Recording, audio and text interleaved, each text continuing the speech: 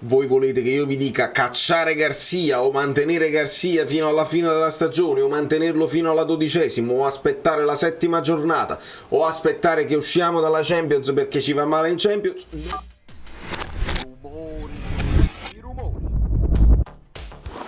Allora, amici bellini, con molta calma, con la possibile serenità, andiamo ad analizzare nel dettaglio questa partita, perché abbiamo screenshot, analisi tattica nello specifico degli errori e dei gol fatti, le parole di Garcia, che insomma adesso è sulla griglia, è sulla grigliata. Benvenuto Disi, che poi se non sbaglio si era collegato ieri in live, una live a caldo ieri dove abbiamo secondo me sviscerato abbastanza bene quelli che sono i nostri dubbi, e di dubbi si tratta, nel senso che non abbiamo certezze, è troppo presto per dare un giudizio definitivo sull'allenatore. Io capisco, sarebbe facile adesso per me cavalcare il carro di Garcia out e farmi capopopolo di questa cosa, però ho analizzato le parole di Garcia anche che mi dicevate in live e ne dobbiamo parlare, perché io più che del suo atteggiamento, delle scelte così, è la fase, ho capito, la fase difensiva lui la scarica ai giocatori e questo può piacere o meno, ma è la fase offensiva che non mi convince, quindi dobbiamo essere ancora più precisi. Andiamo ad analizzare. Lasciate il like, mi sono dimenticato, il like lo sapete è per il lavoro fatto di notte sono Valerio Fuido da New York, è di notte che lavoro per voi, per farvi avere un contenuto la mattina, e abbiamo poco tempo per rimuginare su questa partita. Andiamo con analisi tattica di screenshot ad analizzare un attimo, prima di vedere le parole di Garcia e ovviamente anche i movimenti in campo con relativi voti. Andiamo a vedere che cosa succede qua, perché Garcia ci parla di uomini a zona che non hanno convinto, quindi su queste marcature sui calci piazzati c'è una zona mista. Ecco, qualcuno ci diceva marca uomo non piace eccetera eccetera. Sì, la marcatura uomo comincia qui, si vede qui, però poi ci sono giocatori a zona che devono valutare zone dove non ci sono attaccanti avversari. Di conseguenza andiamo a vedere bene gli accoppiamenti, perché Garcia ci parla, ora perdonerete i grandi mezzi, un pochino sfocato, ma insomma Zielinski qua e Osimhen qua. Qui abbiamo Mario Rui Selvaggio che insomma il più piccolo della cucciolata al centro proprio dell'area non mi sembra una grande idea, ma andiamo comunque a vedere nello specifico. Qui abbiamo Anguissa con credo fosse De Winter che poi spizza la palla, e qua succederà il fattaccio di cui ci parla anche Garcia, e in questo gruppone c'è Retegui con Di Lorenzo, c'è Ostigard e c'è soprattutto Juan Jesus, che poi nello spintonaggio totale si perde Bani, che andrà poi a ribadire. Andiamo a vedere come si sviluppa, e insomma questo qua che vedete dovrebbe essere Lobotka, che deve guardare a vista un eventuale corner corto, che poi la sposta il pallone e fa il cross dall'altra parte, che poi è quello che faranno nel secondo tempo. Quindi lasciamo perdere questo. La palla è in movimento, dovrebbe essere in questa zona qua, è partita, e qua vedete che c'è già Anguissa a terra, quindi è stato già spinto perché la spinta c'era, però di poca entità, perché lo stesso tipo di spinta c'è stata tra Juan Jesus e Bani. Juan Jesus non cade, Bani però con la un po' ti spingo io, un po' mi spingi tu, alla fine si liberano i due corpi e Bani prende posizione. La spinta su Anguissa è molto leggera e il ragazzo deve rimanere in più, un ragazzone, un bronzo di Riace di quelle dimensioni, deve rimanere in piedi, non può assolutamente essere vero. E notiamo, qua devo dare un po' di responsabilità anche a Osi, che però qua possiamo chiedere a Garcia se la posizione sulla zona è stata cambiata rispetto all'anno scorso, perché una delle cose più importanti che faceva Osimhen per noi era proprio la posizione qui in questa zona sul primo palo, dove lui andava a prendere tantissimi dei palloni spioventi sui calci d'angolo e liberava. In questo caso c'è Zielinski lì e c'è Osimhen vicino a lui, questa doppia posizione che non permette neanche a Meret di uscire, perché Meret a quel punto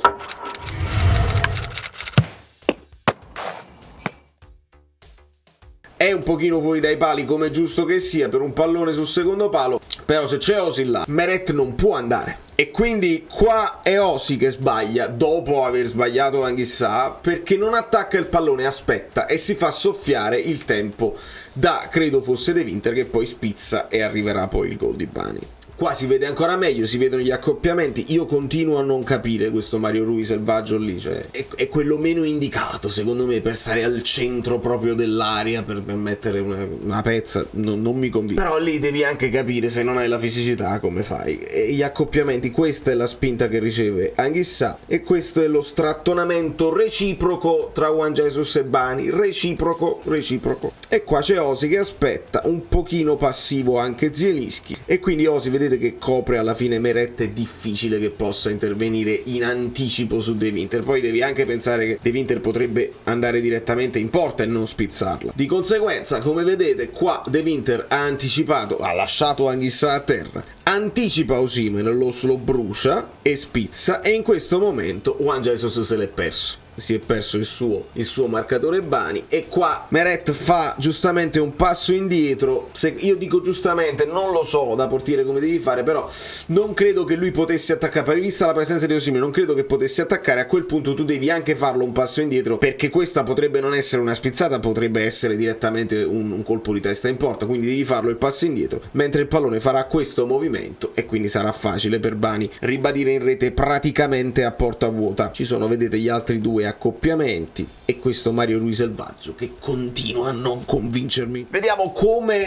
nel secondo tempo invece viene gestito questo calcio d'angolo. Stessa situazione con Lobotka, che però in questa zona ci rendiamo conto che sei anche molto distante dal tuo avversario che riceve la palla in questa zona qui. Muovono il pallone e lui sarà liberissimo di fare lo spiovente al centro. Solita situazione con Zielinski Osimhen in questa zona, l'accoppiamento con Anguissa, l'accoppiamento con Juan Jesus, e qua c'è un intruppo dove ognuno ovviamente fa i blocchi, la solita cosa, e vediamo che c'è Di Lorenzo su Retegui, credo che fosse suo l'uomo. Ecco, quando il pallone poi viene mosso, ovviamente prova Lobotka ad andare a chiudere, ma è troppo lontano, quindi crossa con tutta la tranquillità del mondo. Sale Zielinski, sale Osimhen. L'accoppiamento con Anguissa resta, questa volta lui resta a contatto con il suo avversario, ma qui vedete accoppiamento Di Lorenzo Retegui, sempre un Mario Rui selvaggio senza uomo, quindi è un aiuto a un eventuale raddoppio di marcatura. Qui si stacca Ostigard dal suo marcatore, da quello che stava marcando, per staccare di testa, e qui ci deve essere una spiegazione di comunicazione. Avrà chiamato la palla Meret perché lo spiovente stava arrivando, succederà questo con il pallone, avrà chiamato la palla Meret, Ostigard doveva lasciare e non intervenire, non c'è fiducia, non sono abituati a questo tipo di giocata, non lo possiamo sapere. Fatto sta che Ostigard andrà allo stacco e verrà colpito praticamente da Meret, quindi si scontreranno i due compagni. Di conseguenza tutte le coppie si sono scoppiate. Ostigard resta a terra, guarda, cerca di farsi recriminare un possibile fallo assolutamente di nessuno. Si è creato spazio tra Di Lorenzo e Retegui. Juan Jesus lascerà poi Dragusin e cercherà di andare in chiusura, ma la palla andrà liscia a Retegui, che in caduta quasi, in girata, uccellerà Meret, e quindi qua c'è un po' di ritardo anche da parte di Lorenzo nella marcatura su Retegui, non c'è dubbio. Poi, volendo andare a vedere le cose positive di quando insomma il Napoli il colpo di coda ce l'ha, la reazione a vampate di lampi, insomma lampate, cambiando modulo, passando al 4-2-3-1, entra Cajuste che ha un buon impatto con la partita. Questa è una delle cose positive della partita che ci portiamo dietro. Cajuste è un acquisto che piano piano ci sta facendo intravedere delle cose interessanti, molto dinamico, fisicamente ci sta e si fa vedere. In questo caso il Napoli è 4-2-3-1, quindi con Raspadori, Kvara e Politano dietro Osimhen,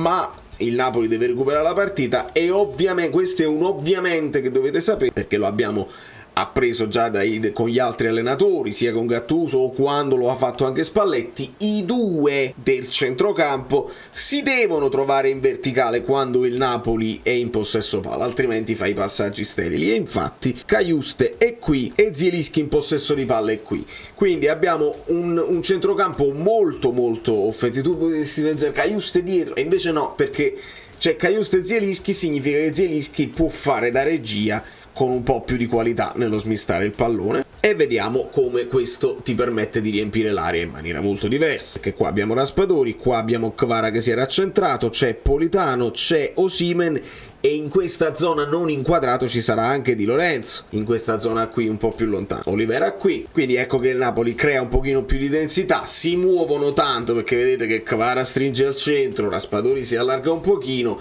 si accentra molto anche Politano, è difficile poi marcare a uomo tutti. Zielinski servirà Cajuste che si libererà del pallone molto velocemente per Raspadori, un tocco e via, un tiro bellissimo.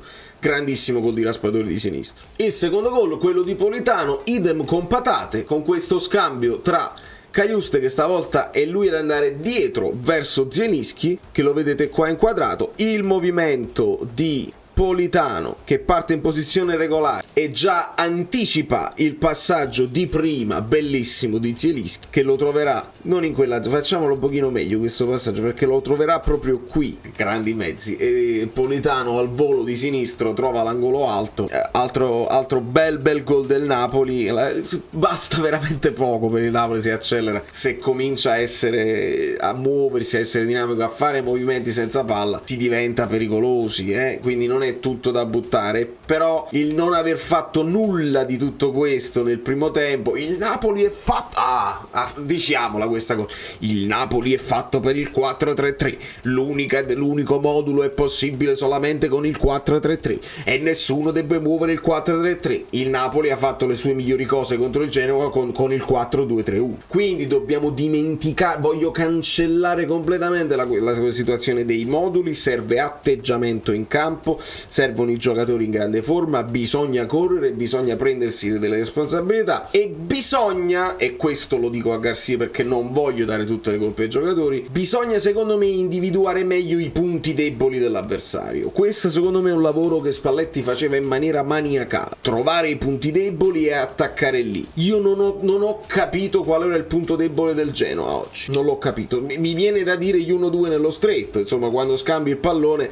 hanno difficoltà a seguirti, ma non ho capito qual è il punto debole del Genoa e questo secondo me va ascritto a Garcia. Ci spostiamo con l'analisi tattica per vedere di dare anche un pochino i voti, però prima dei voti ovviamente analizziamo le parole di Garcia perché alcune cose come non ci sono piaciute in pre-partita non mi sono piaciute in post, però lui le spiega un pochino diversamente da come la community me le ha raccontate in chat, perché sì, dice la cosa prima della Champions è difficile, guardate anche il Paris Saint-Germain che perde, il Bayern di Monaco che pareggia. Avevo allertato, però dice lui, avevo allertato i miei giocatori e speravo, insomma, lui alla fine proprio chiude la conferenza dicendo io per la Champions non ho bisogno di parlare di motivazioni perché si motivano da soli. Evidentemente la paura della trappola di una partita che tu puoi prendere sotto gamba, Garcia l'aveva annusato questo pericolo, non dovevo dirlo, ho lasciato il like,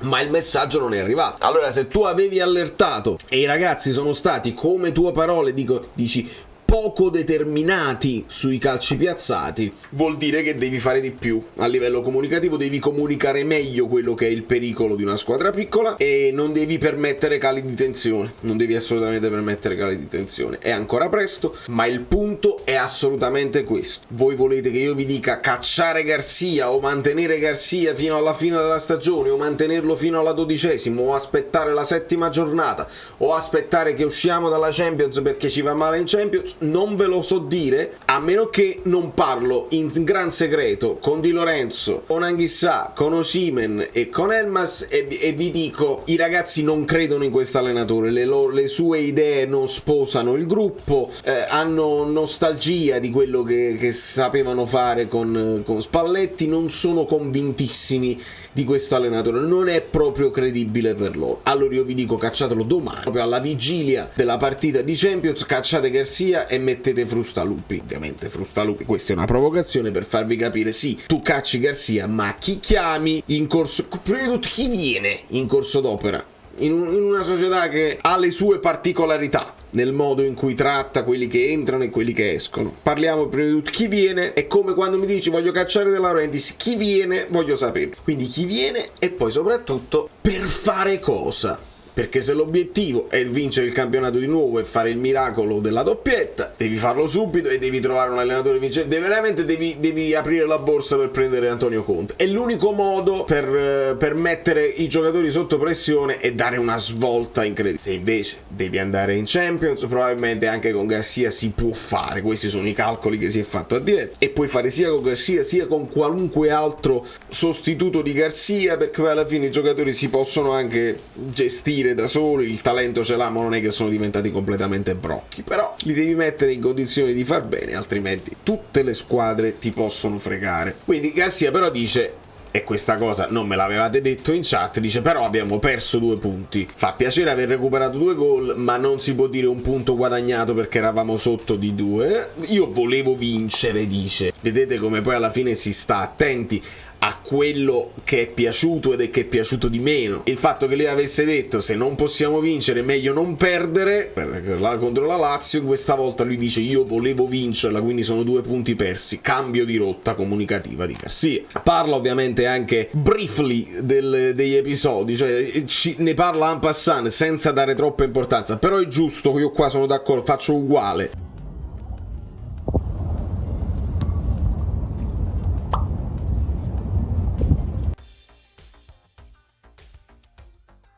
Cioè l'episodio del fallo su Zambò esiste, l'episodio del fallo di mano su cross di Olivera esiste, qualcuno mi diceva anche su un rigore su Osi, lo ricordo poco, ma sono tanti piccoli dettagli che alla fine mi portano a dare 4,5 all'arbitro più al VAR, perché poi le cose cambiano. Però è bene che Garcia dica queste cose esistono, ma abbiamo creato poco, abbiamo giocato male, non siamo stati solidi in difesa, quindi non abbiamo perso per questi episodi, è importantissimo, non creiamo l'alibi, altrimenti succede Ancelotti bis e non ce lo possiamo permettere. Quindi tra le cose positive il fatto di aver cambiato modulo, il fatto di Raspadori dietro Osi, e come si vede che si coccola Raspadori, nel senso non perché deve quasi, io qua mi prendo delle responsabilità, deve quasi sottolineare, guarda presidente come te lo sto valorizzando, perché non solo dice Raspadori è entrato bene, segna, può giocare in tutti i ruoli eccetera eccetera, ma aggiunge poteva anche stare a 3 gol, perché addirittura torna indietro nel tempo, dice annullato per pochi centimetri il gol col Frosinone, ha sbagliato il rigore, altrimenti avrebbe fatto un altro gol. Raspadori già sta a 3 gol, zam, io il mio lavoro te lo sto facendo, il mio obiettivo di quest'anno valorizzare, scusate stavo rompendo la scrivania, valorizzare Raspadori, obiettivo societario non dichiarato ma che si capisce lontano un miglio, unire i puntini. Lasciate il like. Quindi speravo di vincerla. Cajuste, bene l'ingresso di Cajuste, che non ci sia il VAR, che non sia intervenuto il VAR come se lo spiega, e lui qua invece di andare nello specifico della questione abilità, lui ci spiega i 2 uomini a zona, Osimhen e Zielinski, potevano fare meglio, non abbiamo perso per questo, è importante il gruppo, quindi che siano entrati, quelli che sono entrati hanno fatto bene, anche per i tanti impegni non ci saranno 11 giocatori ma tutto il gruppo. Ho voluto mandare messaggi, ecco questa è una delle questioni che mi dicevate, ho voluto mandare messaggi ad Elmas e Zerbin che avevano lavorato bene, quindi il messaggio ad Elmas che ha lavorato bene, parti da titolare, il messaggio a Zerbin che aveva lavorato bene, meriti di entrare. Ora questo che significa? Che Simeone ha lavorato male, che Lindstrom ha lavorato male, che Zerbin ha lavorato talmente bene che meritava di entrare e pensava di risolvere la partita con Zerbin? Non lo possiamo sapere. Fatto sta che è una di quelle sostituzioni che fa discutere, non solo perché togli Kvara, ci può anche stare che Kvara sia esausto dopo le partite di nazionale, ha fatto quasi 90 minuti, ci può stare, però mettere Zerbin là ti dà la sensazione che non la vuoi perdere, nonostante tu dici io la volessi vincere, un po' la sensazione. E poi è stranissima questa cosa, lui dice io Rrahmani non potevo rischiarlo, che abbiamo tutti questi impegni, quindi non volevo rischiarlo da titolare, e il programma, e qua tutto da discutere, il programma era di far giocare Rrahmani e Nathan, attenzione, vuol dire che Nathan è pronto, o che tu ritenevi il Genoa una squadra più abbordabile, e qua si può andare in contraddizione, o ritieni che Nathan è pronto e quindi dalla prossima dobbiamo cominciare a vedere Nathan nelle rotazioni, o ritenevi il Genoa una squadra più abbordabile e quindi una partita morbida per far esordire Nathan? Non credo la seconda, perché tu avevi allertato mollato la squadra a pensare solo al Genoa e non pensare alla prossima partita, quindi ritieni Nathan ormai pronto. Volevi far giocare Nathan Rrahmani e non volevi poi cambiarne 3 su 4, ovviamente. Di Lorenzo non si tocca mai, però già ti cambi Mario Rui, se petti pure Nathan e metti Ostigard al posto di Rrahmani, ne cambi troppi e si perdono poi gli equilibri difensivi. Perché? Perché sono tutti nuovi che non si conoscono. Nessun tiro per 70 minuti e qua si attacca un pochino Garcia, dice ce lo vuole spiegare com'è possibile che noi non siamo riusciti nemmeno a tirare per 70 minuti anche con la Lazio, e Garcia risponde a Toro, dice tranquillo, stai tranquillo, te lo spiego benissimo, te lo posso spiegare, abbiamo giocato male, e lui lo spiega con la meno determinazione, il che è una cosa gravissima, che però lui rimanda ai giocatori. Qua sta a noi crederci o meno. Certi atteggiamenti purtroppo, io sono con Garcia, l'abbiamo visto da parte di Mario Rui, l'abbiamo visto da parte di Anghissà, l'ho visto, quindi su questo non riesco ancora a dire Garcia out, perché ha visto delle cose che abbiamo visto anche noi, un pochino di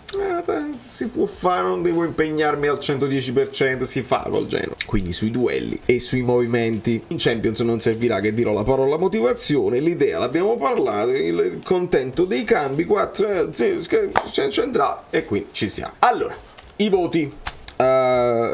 voti sono sempre quelli che sono, voi nei commenti potete contestarmeli. Per quanto analizzato Meret incolpevolette, do 5,5 perché non penso sia una situazione risolvibile alla sua età. Improvvisamente diventa un portiere coraggioso che esce, grida e fa sue tutti i palloni spioventi, anche quelli lenti. 5,5 arriva non per i 2 gol presi, dove mi sembra potesse far poco, ma arriva per i pericoli che stavano succedendo in altri cross e altre situazioni. 5,5 di Lorenzo, ci prova nel primo tempo, un tiro anche ribattuto, prova a spingere. Consideriamo di tutti questi anche gli impegni della nazionale, un po' di stanchezza, ci sta tutto, però anche lui si perde il contatto con Retegui nel momento del gol. 5,5 di Lorenzo. Io do 5 a Ostigard e 5,5 a Juan Jesus. Ostigard mi è sembrato parecchie sbavature, non benissimo in fase di impostazione, perché poi una di quelle cose che rende il Napoli inoffensivo